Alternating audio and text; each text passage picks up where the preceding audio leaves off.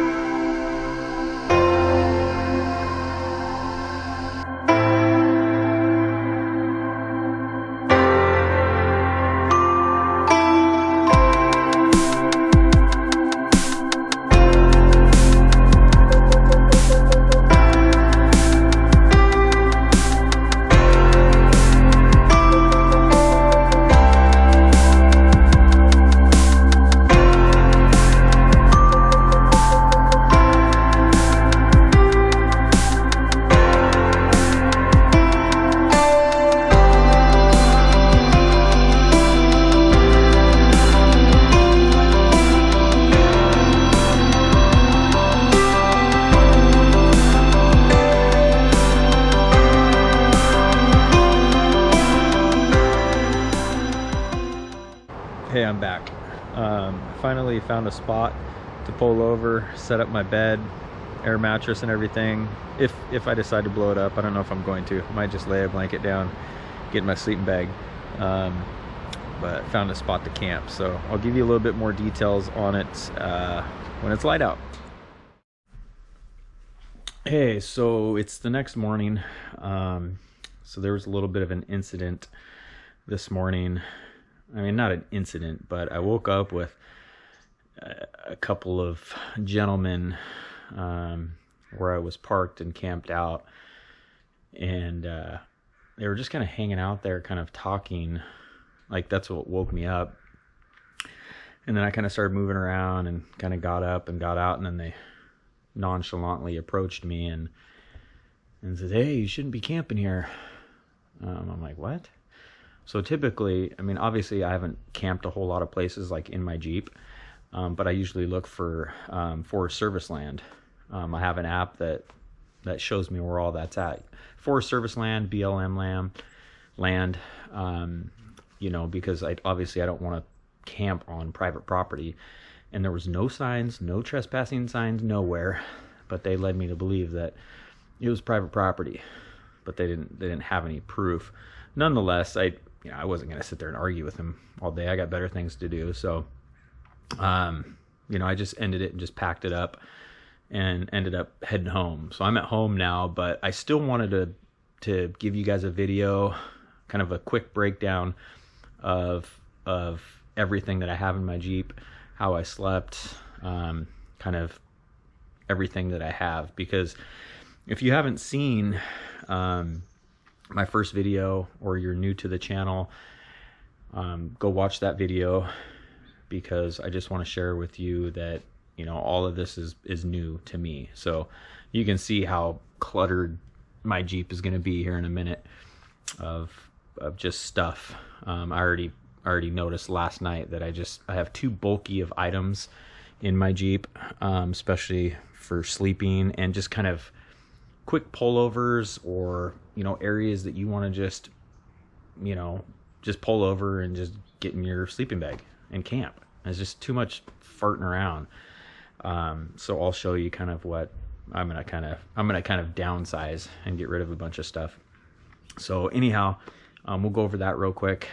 And if you guys have had any, if anybody has had any run-ins with people about that, let me know. I've only had one other person say something, but it was in regards to a fishing spot. It wasn't on public or private property, but again, it was their sacred spot, so to speak, is what I believe. But anyhow, a couple of the products I show you, and even on my previous videos, a couple of the things that I'm using, if you're interested in where I got them or a little bit more details on them, I'll provide the links below, so you can just click on it and just check them out. And then I also wanted to mention a gentleman and a YouTube channel that kind of helped influence me to get started. He has a great channel, ton of great videos. And what caught my eye about his channel was he has a super fantasy football. He has a super sweet tent setup that allows him to set up a wood stove. So his name's Brian. He has a lovely dog named Sierra, and his channel is off grid. Oh crap! Why am I drawing a blank? Off grid. Shit! I thought I wrote it down. Yeah, Off Grid Backcountry Adventures. Sorry, Brian, if you're watching. I was thinking of who just scored on fantasy. No, I'm just kidding. But check out his channel if you haven't. I mean, he provides a ton of knowledge and a ton of information. He has a sweet Toyota Tacoma, but he's been off grid and living that way for I think he said like 7 years or something. So check him out. But great channel. So I've learned a ton. I'm not about to try to list them all because there's so many, but feel free to check them out. And so we'll just get to it, and I'll just kind of give you a rundown of my Jeep, and we'll go from there. So thanks again. So I'm going to run through my Jeep. I want to show you basically how it is right now because it's super unorganized, and I just threw everything in here like I would normally go camping, you know, just at a campground, so on and so forth. So I made sure I had the certain things that I need. So if I needed to pull over alongside of the road and camp, I could, but I still made sure I had cooking supplies. I made sure I had, you know, blankets to keep me warm, so on and so forth. But I'll show you. So I got all my fishing gear here, my wading boots, wading pants, fishing poles. This tub right here, super bulky. This is definitely going to be something that I downsize, take out of here, and just pick out the bare essentials, and maybe jimmy rig some sort of cooler compartment that doesn't take up so much space. A tarp. I got a little camping table, which was a super pain in the butt last night. I didn't really have anywhere. There's just not enough room to put it in the Jeep out of the way for sleeping. So I took it out and kept it under the Jeep. So here I just got a bag with some snow gear, my clothes. I got my Coleman 0 degree sleeping bag. This is another one that I'll put the link in the description. Super comfortable mummy style sleeping bag. And then in here I got my tent, which I never use, but I figured I would bring it. Well, I can't say that I never use it because I do, and it's kind of more for emergency situations. But if I'm planning on sleeping in my Jeep, then I just use a sleeping bag. A little bit of firewood. Again, more fishing stuff. I just threw everything around because, like I said, I was super unorganized, and I just had minimal room last night. And then this box is, yeah, it's a box. I know, it's pretty sad. Anyhow, it's like my headlamps, my propane. I have an emergency radio in there, socks, lantern. I have an extra tarp. I have my camping books, a saw, you know, so a lot of the other essentials that I kind of find myself needing. This headlamp is amazing, by the way. I have one on my website, madlivin.com. That link is below as well. Check it out. And then I got my hiking backpack, my GoPro stuff, my knife, and then I got my tackle box, an extra cooler.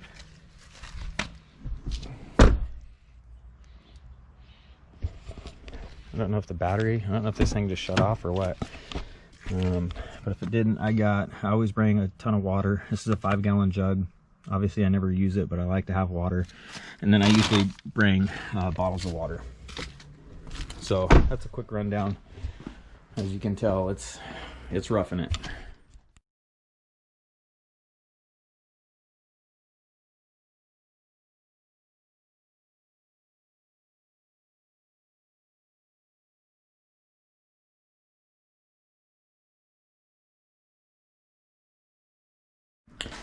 So this is pretty much how I slept last night. So I left a couple of items outside, which typically I wouldn't normally do. My fishing poles, I could jimmy rig up there somehow, but I didn't. I felt fine. I'm a pretty light sleeper too, so if anybody comes snooping around, I usually know. Left my tub in my chair, but this is pretty much it. This sleeping bag, Coleman 0 Degree, is pretty sweet. But you can see, so I laid down my front seat, I got plenty of room. Of course it's small and it's tight, but it's definitely doable. Another thing that's a pain in the butt is getting out in the middle of the night to go to the bathroom, especially in a 0 degree bag because you're so bundled up. But other than that, it was pretty comfortable. I do have an air mattress I didn't use last night. I have a pretty thick one of those air mattresses you use in a swimming pool. So I don't really tend to blow it up very often. I'm going to order another one of the 3-inch self-inflating ones, because then it doesn't take up as much space either. And then I had a pillow too to kind of help support underneath here. I just fill this in here, have my pillow up here, and it's magical.